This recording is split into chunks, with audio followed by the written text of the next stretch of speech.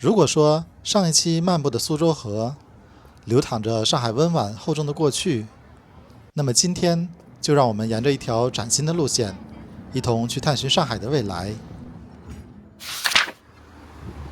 我们的旅程将从星光熠熠的国际传媒港开始。湖南卫视、中央电视台、腾讯等媒体巨头在此汇聚，随后在填饱肚子的同时，打卡麦当劳中国总部。午后步入西安梦中心，这里是观赏黄浦江畔风光的绝佳观景台，也是最吸引上海当代年轻人的城市客厅。紧接着走进充满工业美学的西岸穹顶艺术中心，与一场时尚盛典和明星擦肩而过。在西岸美术馆中，接受一场跨越时空的美学熏陶。沿着徐汇滨江一路向北，在由旧码头改造的绿地里，惊喜地邂逅凤凰动物城的可爱伙伴。最后行程的终点定格在一座变身为时尚花园的百年老车站。路线全程约4公里，悠闲逛完需半天的时间。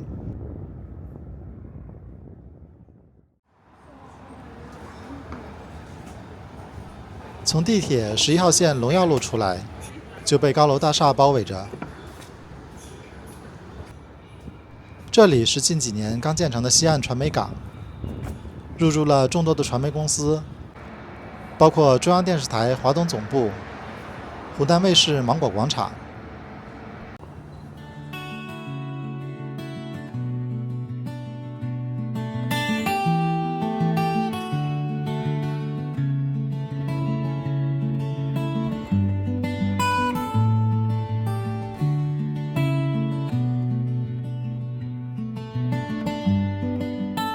为了将行人和车辆分流，为行人提供更安全舒适的步行体验，整片区域建设了一个2层的人行平台。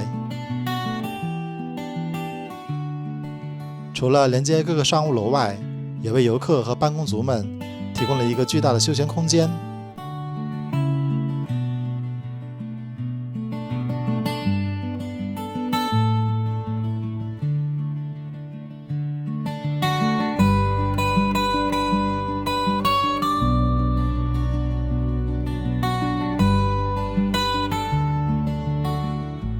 可能是刚建成不久，入驻企业不多的缘故，人气没有很旺。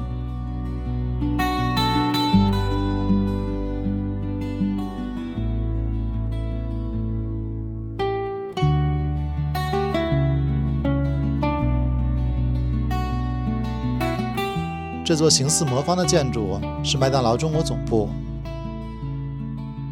门口停着一辆麦当劳和奔驰联名的汽车。后视镜是象征麦当劳牛堡的牛角，车标也换成了汉堡奔驰标。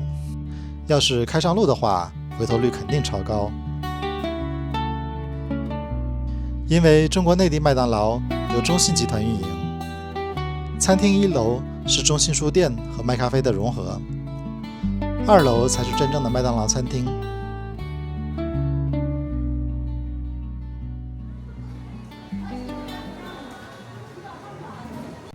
欢迎按赞、订阅、分享、热推，并开启小铃铛。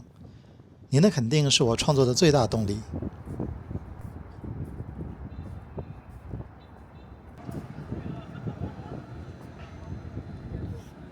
是的，向东方穿过人行天桥，就是西安梦中心。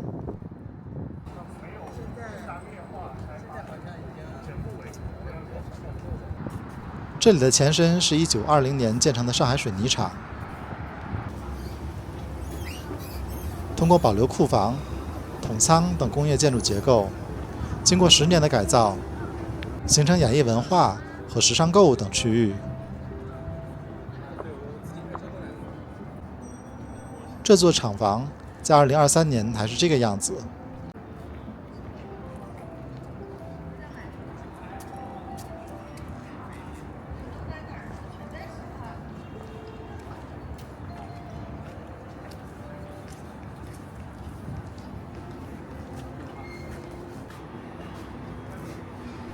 以前到曼谷 Icon Sim、One Bangkok 逛的时候，总是羡慕曼谷购物中心创意设计领先，而西岸梦中心终于能与其一较高下了。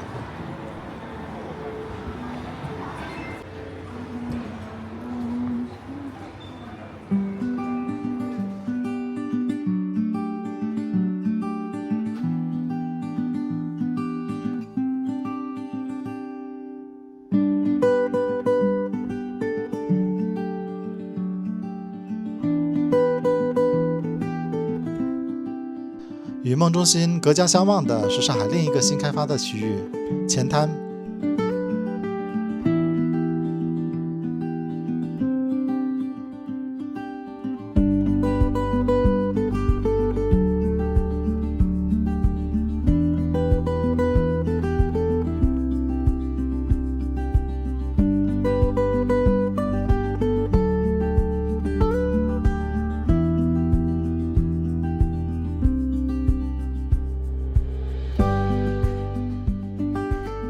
这里是以前的老船屋，光影节的时候是光影剧场。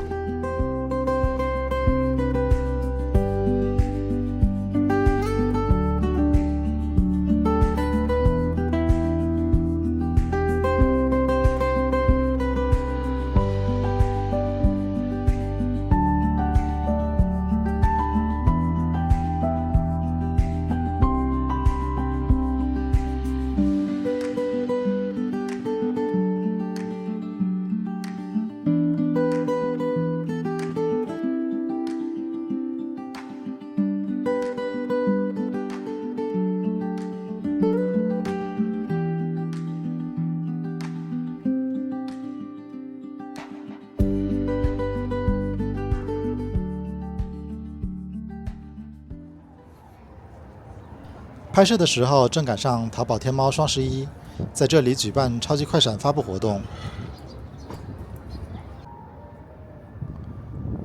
当晚的发布大秀则在隔壁的穹顶艺术中心举行。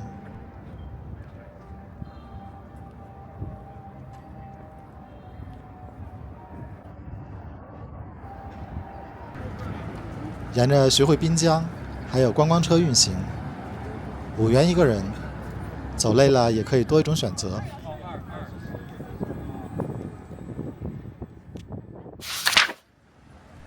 眼前这片建筑群就是徐汇滨江的最强大脑——西岸智慧谷。最高的西岸智塔被称为 AI 界的垂直硅谷。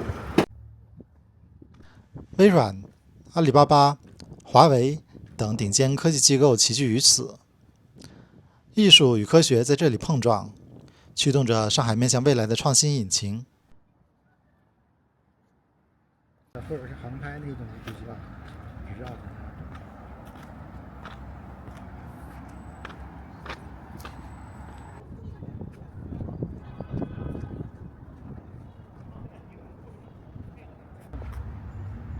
再往北走，会看到5个巨大的白色圆形建筑。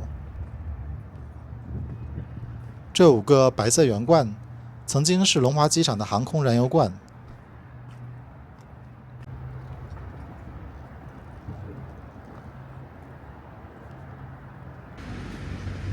如今，它们被赋予了新的生命，成为了艺术展览、时尚活动的热门地标。从工业遗存变成了艺术容器。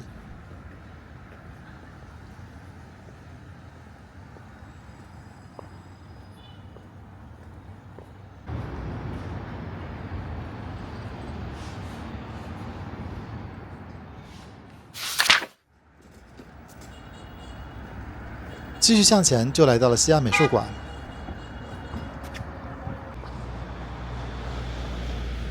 作为西岸区域中为数不多的新建美术馆建筑，它与法国蓬皮杜艺术中心达成了5年的展陈合作。在蓬皮杜中心开启为期5年的闭关修缮期间，还可以继续在西安美术馆中欣赏蓬皮杜的藏品。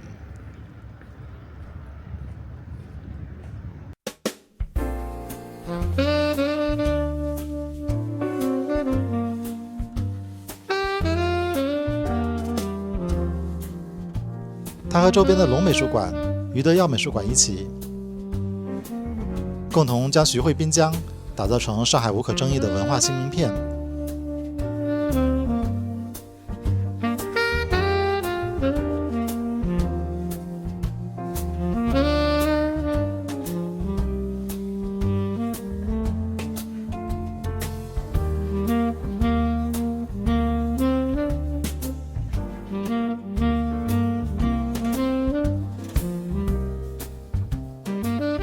只可惜，滨江的几个美术馆展出大多需要收费，门票动辄上百的价位也相对不太友好。如果能有更多低价或免费的展览，让更多普通市民也可以亲近了解艺术，那就更好了。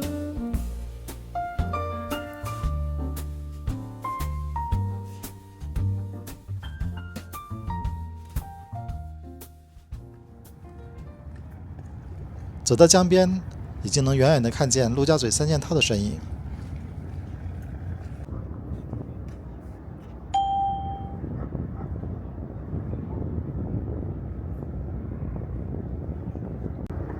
正对岸正是在2010年上海世博会原址上建立的后滩金融城和世博文化公园。这里有人工建造的高达4800厘米的双子山，有机会下次带好登山装备去挑战一下。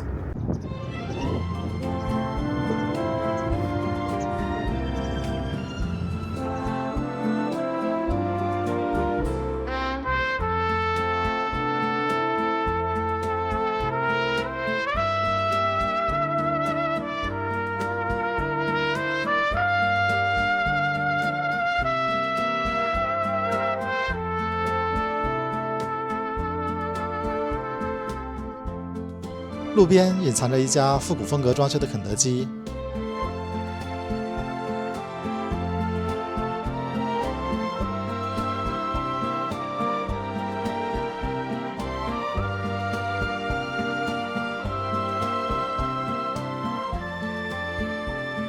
海事塔是最早用来作为海事瞭望的建筑，是徐汇滨江的制高点。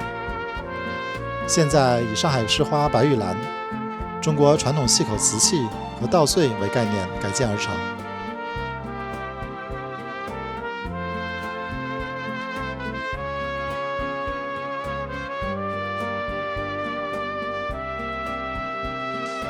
穿过漕河泾是曾经的北票码头，现在作为滨江绿地开放空间。旁边有各色咖啡馆和餐厅，还有众多的休闲设施供市民使用。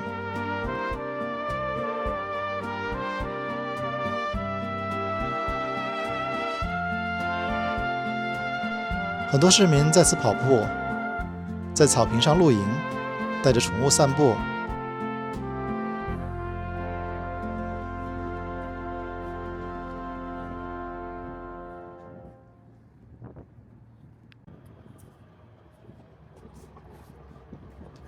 昔日的码头塔吊，如今也成为了一件件艺术品。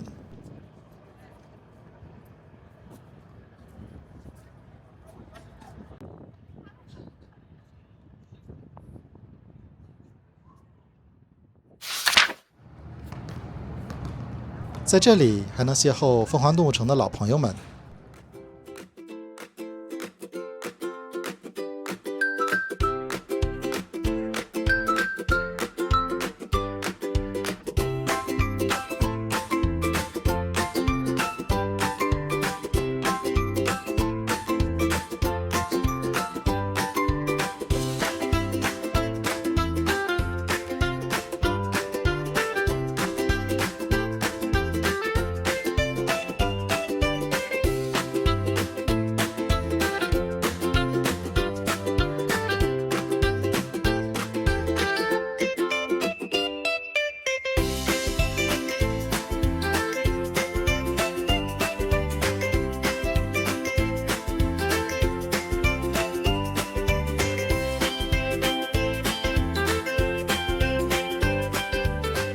黄浦江至今仍是繁忙的运输水道，江面上不时会有货船经过。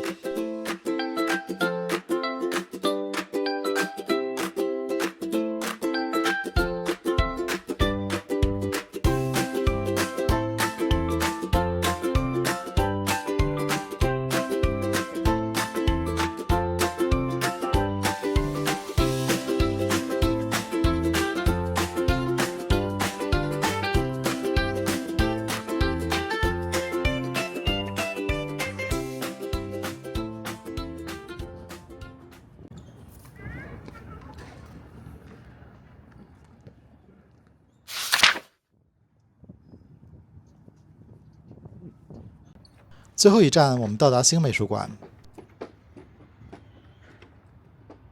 这是由原铁路南浦站18线仓库改建而成。始建于1907年的南浦站，是当时上海地区唯一自备专用码头的铁路车站，第一个水陆联运码头。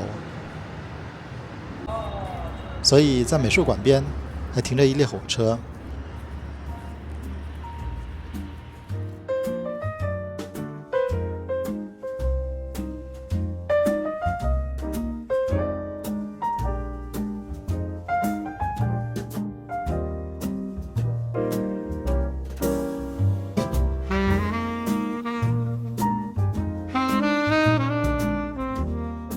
而在马路对面就是南浦站的原址，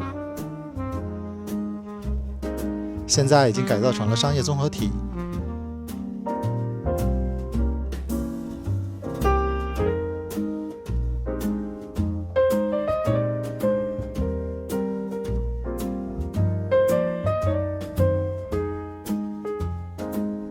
到这里，本次徐汇滨江西岸的行程也正式告一段落。